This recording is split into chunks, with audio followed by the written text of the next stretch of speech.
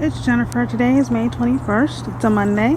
First thing I'd like to say, I finally saw that I had some comments on past videos, so I went through, read the comments, and commented back to some of the comments, and it was a really fun activity, but it seems that YouTube is not notifying me when I have comments, so I'm sorry to all of you that left comments and never got a response. Hopefully now you can see the responses I gave. Alright, so let's get on with this video. Today I'd like to talk about how I'm wrangling my tomatoes. I'm using a variety of different methods in my yard this year to try to see what works out best for the most part. I think I kind of have things under control, I don't know. But I'm trying a variety of different things. So over here are my in-ground tomatoes, and some of these I tried from memory from years past of how these tomatoes grew to, decide which ones go over here, and I was wrong. Okay, I was right about the yellow pear tomato. It grows several thin branches all over the place, and when I grew this last year in my tomato boxes, by the time it finished over the summer and into the winter, it had grown out of the tomato box and it spanned across all three of them. So the little pear tomatoes were everywhere, which I never got to eat because the birds ate them first. Anyhow, so this year I put it over here, and it is a plant that has many branches, and all of the branches are very thin, but I've been wrangling them within a box structure that I've built up with rope in this part of the yard, and so far this tomato seems to be pretty well contained. The plant itself is doing quite well. There are tomato clusters all over. Hopefully these will ripen soon. I'm looking at these guys here. I probably should put a sock over them so the birds don't eat them, so I can actually taste these instead of coming and finding, half tomatoes eaten. But there are lots of them, so I'm pretty excited. Over here is supposed to be an Aunt Ruby's German green, and using the same method again, although this one seems to be more contained than the yellow pear without having to string it up, so I ended up putting a stake in the middle because it was trying to fall over. But so far this plant is not producing, and yeah. I may pull it out and put something else in if it doesn't start producing some tomatoes soon. But anyhow, that's how it's working. I have a stake, and then I kind of wrangled the sides here, and this one was falling over. This I have no idea what it is, but it looks like a Roma type tomato, some sort of paste tomato. And this one has decided that it wants to sprawl all over the ground. So having it over here in a structure meant for vertical growth isn't really working, but so what I've had to do is use string to pull the branches off the ground, because then the tomatoes grow on the ground and they just rot immediately, which is what the tomato wants to do, to spread its seeds, but I want to eat the tomato, so I want to prevent that from happening. Over here's the anahu, and the anahu just isn't that big of a plant and doesn't need this kind of structure. The same thing with the tiger stripes, so these shouldn't be over here. But since they're determinate tomatoes, I'm just going to go ahead and let them do their tomatoing, let them ripen up, pull them out, and then put some other plants in. And then over here is the San Marzano, and this one I had to put a stake in because it was trying to lay on the ground like the other tomato. But it looks like I got it in time, and now it's growing up. And then this is another branch that I noticed that was trying to lay on the ground, so I just tied it up today. This is pretty informal type of support, but it allows me to give the plant the specific support it needs.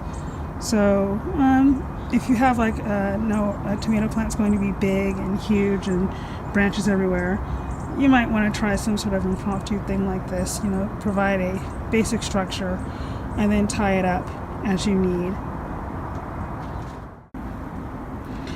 So over here are some ensalada tomatoes, and they have grown to be very bushy, and they basically tried to lay on the ground. So I just went ahead and staked these up with some short posts.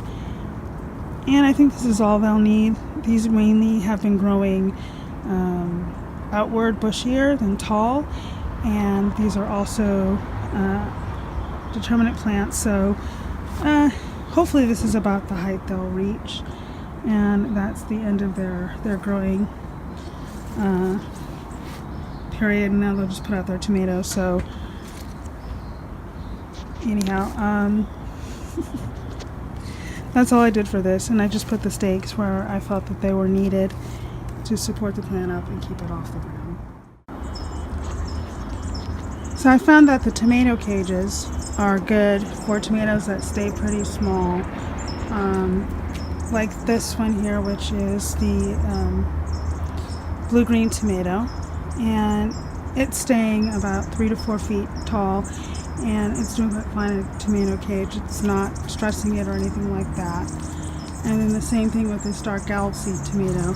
It's staying pretty small. Other tomatoes that I thought were smaller that I put in tomato cages are not doing so well in the cages because they are stressing the cages out because the plants are just way too big. They go monstrous.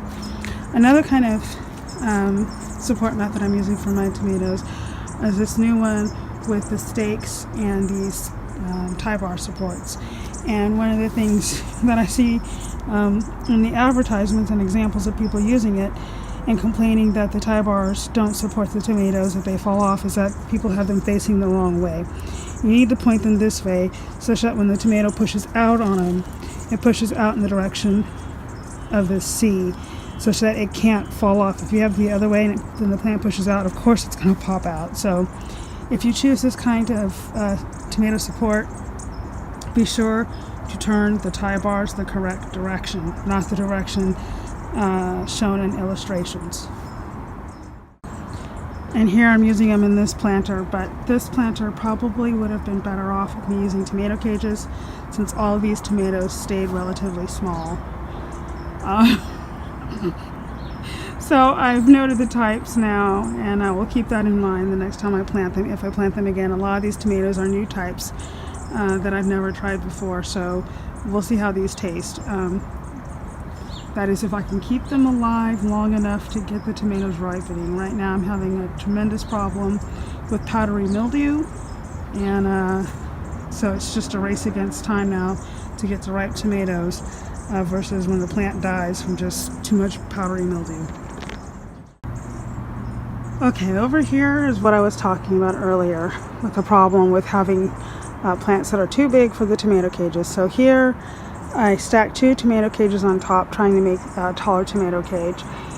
And yeah, that worked. And then I ended up having to stake the tomato because it got too heavy. And then the tomato started putting on a whole lot of tomatoes. And now I have the tomato cage tied up to a stake in the ground to hold it upright because it was trying to lean over and fall into this tank. So I did that on both of the tomatoes at the end here. These are black creme, and in the past these have grown small and spindly, but this year they decided to be monstrous. So check out, the girth of this here limb. These vines are crazy. So which is a surprise to me, but now I'll keep that in mind, that these would probably be better off with the other thick stakes with the tie bars in the future. So that's what I'll do in the future for this plant, especially if I plant them again in this location, which I am, since it seems that they love it here and they've grown nice and big and so full of tomatoes. I'm very pleased. But that's just that. So my makeshift extra support. And again, another one that's doing fine in a tomato cage.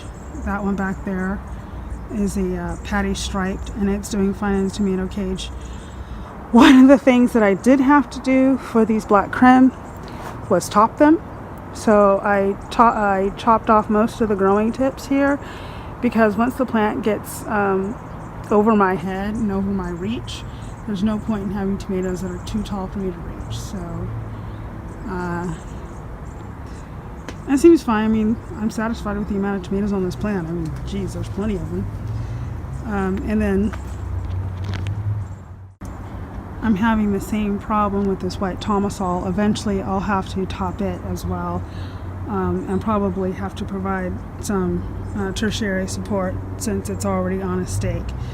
But so far it's doing all right, but it's probably going to get big, like these black creme. So here's the other black creme, and again I topped it. Probably gonna have to take this one off too. And this dark plum seems to be fine in a cage too, although I'm probably gonna have to take this one down as it's getting too tall. Yeah, I'm a short one, so too tall. He isn't very tall for me. And here's an example of a more vigorous tomato inside of one of these tomato cages that you construct out of the thick poles and the tie bars. And it's working very well.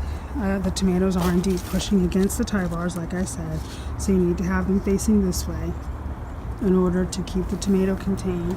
And this is working out very well for these big, vigorous tomatoes. So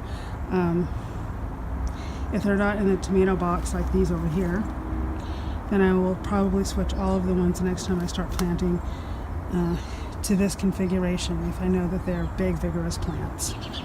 And then, of course, this is from last year, where we had the tomatoes that are supported initially by the cages, and then as they grow up, they grow through the trellis up here and are supported additionally at the top. So these ones are allowed to grow indefinitely. Eventually, the tomatoes will weigh it down and they'll fall over the sides of the box so I can collect those tomatoes. And then the birds that can have the tomatoes that are on top that I can't reach. And I'm fine with that. That's good. And then here's a new tomato that's just starting out with this poles and tie bar type support. So it already looks like it's going to be a hardy little plant. So I'm preparing for its future as a big, monstrous tomato plant. And that is the Amana orange. Yeah. So this is what I've done for the tomatoes in a container that I've caged. So this is a 54-inch cage that can be found at any home garden center.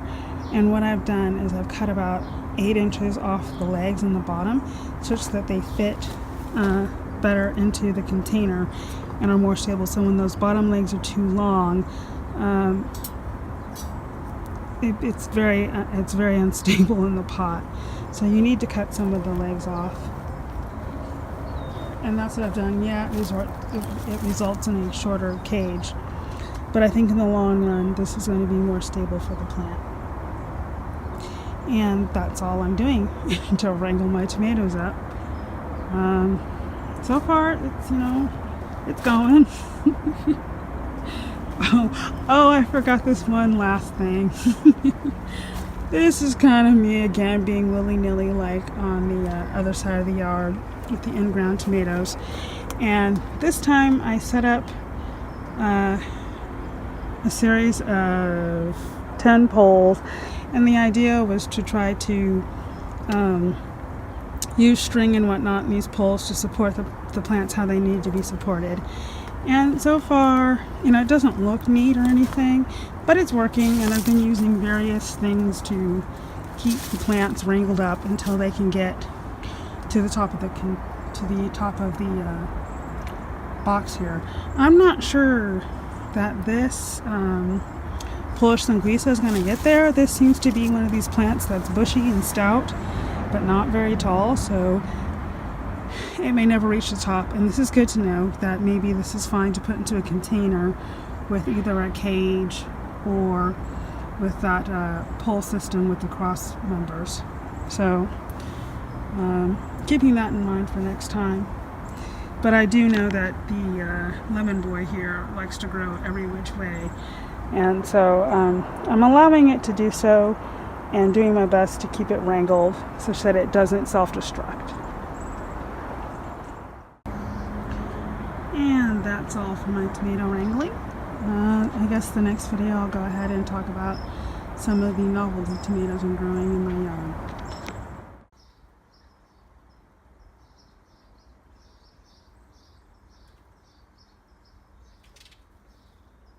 What is that?